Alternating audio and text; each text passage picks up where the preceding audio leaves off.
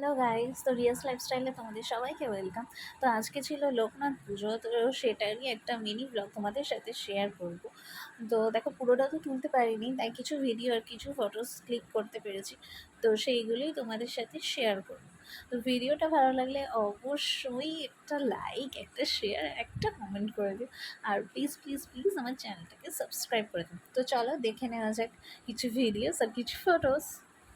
তো এই দেখো, আমাদের এটা লোকনাথ বাবা, কি সুন্দর সাজানো হয়েছে না লোকনাথ বাবাকে।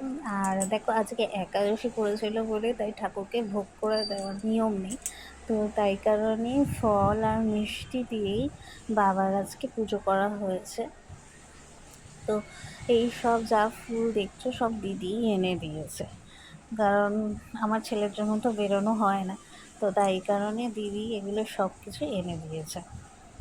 আর এই দেখো, ফল মিষ্টি আর লোকনাথ বাবার যেটা সবচেয়ে ফেভারিট সেটা হচ্ছে মাখন আর মিষ্টি দিয়ে পুজো দেওয়া হয়েছে।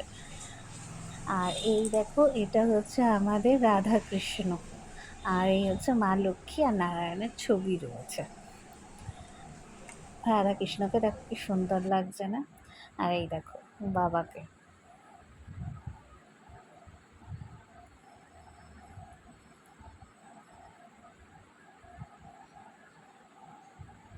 রাধারানী দেখো না, ওইটুকুনি লাগছে। আর এই হচ্ছে মহাদেব। আর আজকে নিরামিষই রান্না হয়েছে, টক ডাল, আমের চাটনি, ভাত, জিরে আলু ভাজা, বেগুন ভাজা, আলু পোস্ত, পনিরের তরকারি আর পাঁপড় ভাজা। যেহেতু পুজো ছিল তাই কারণে আজকে নিরামিষ রান্নাই হয়েছে। আরেকটা জিনিসও হয়েছে, সেটা হচ্ছে লাউ শাকের তরকারি, যেটা আমি পরে রান্না করেছিলাম বলে পরে তোমাদের সাথে ছবিটা দিচ্ছি। তো ভিডিওটা ভালো লাগলে অবশ্যই লাইক করে দিও। রাধে রাধে।